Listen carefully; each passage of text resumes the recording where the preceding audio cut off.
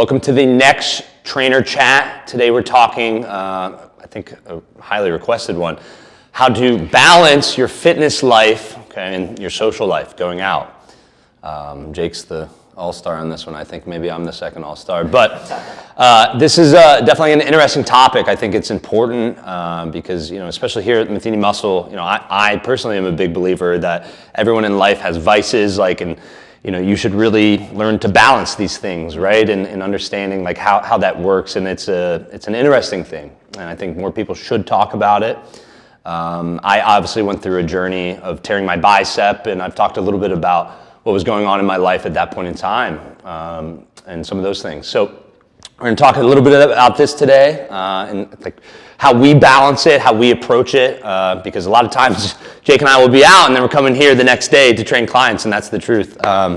But we stay consistent with it. So in this past year, Jake didn't compete, but prepped alongside me for a powerlifting meet, and as we got closer to that, him and I had honest conversations like, hey man, I can't be going out as much, dealing with these things, and that's just how it goes, right? So I'm going to swing it over to Jake here and get his perspective, because now he's been here a year going out with me, training, every day with clients, training in the gym ourselves, working out. So I just want to hear your perspective and how you handle it with your clients and what you say, Jake.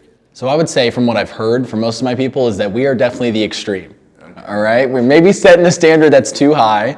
That's all right, but we find our balance, and our balance is something different. We may be on a different tier of fitness and health and training and weightlifting. Did you mean drinking, or did you mean going? Both. Oh, okay. Both. And I know when we do our thing, we definitely go hard, but we do the same thing when we're in here. So we may be at an extreme level, but I also want to talk about how you can do that maybe a lower level, because I get a lot of cats that come to me and they're like, man, did you have to stop drinking to get jacked like that? Did you have to sacrifice eating out and cheat meals and going out with your friends and your social life to get that, whatever your results are, whatever it may be?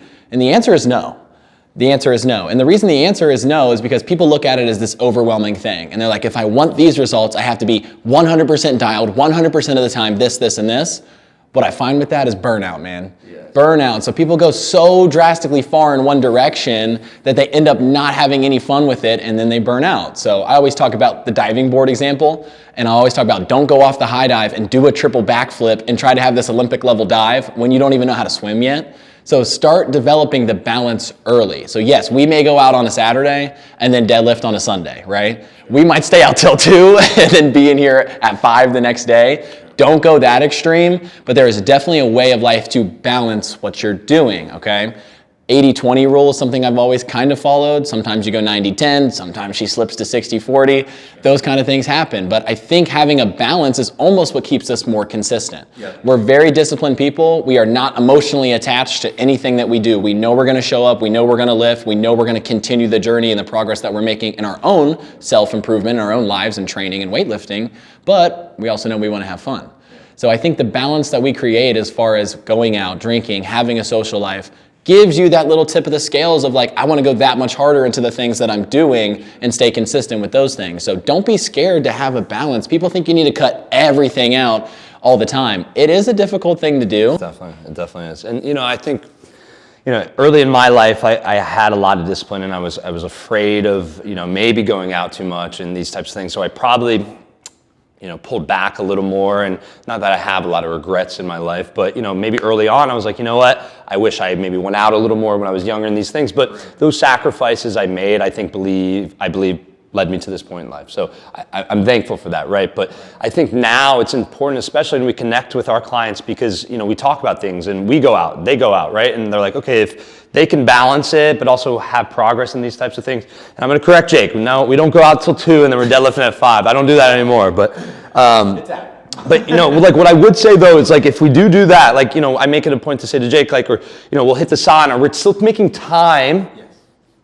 for our fitness in some regard, a long walk, whatever it is. We're not falling off the wagon too much, right? And this is, I guess, a specific example, but if we go out, we're drinking, right? We're not going to eat all the bullshit too. I think that's where the kind of the high dive example, all right, well, I'm out, I've been drinking and having all these sugary drinks, right? Now I got to eat all this food. And I've gotten Jake now on the club tequila, the tequila sodas. They're so bad, but that's the other side of this. If you want to talk about, your drink choices, right, and making those types of things. So you know, at the end of the day, I think the important thing is understanding, the 80-20 rule. You can go out and have fun and do these things, but like learning when to pull it in and push a little more, right? Yeah. And as I got closer to my competition, I pulled back a lot more on the going out.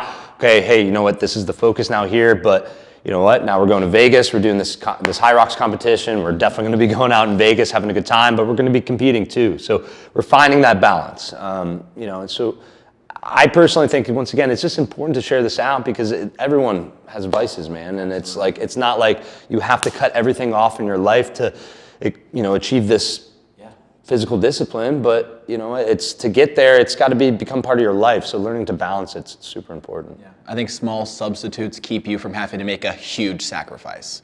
Small changes. Just take a shot of tequila. You don't need all that crazy sugar, and you don't have to hit the street meat cart 3 times.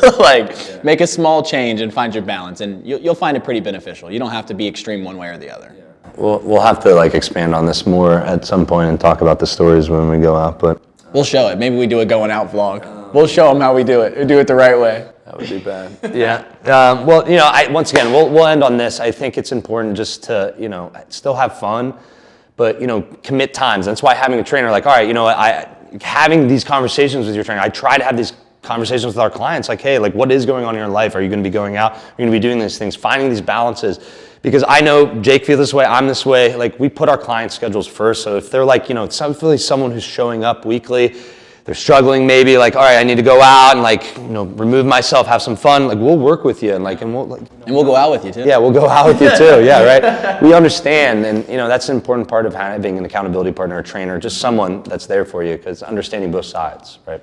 So thank you for watching this next installment of Trainer Chat. We'll definitely have to expand more on this one. We'll see you on Saturday night.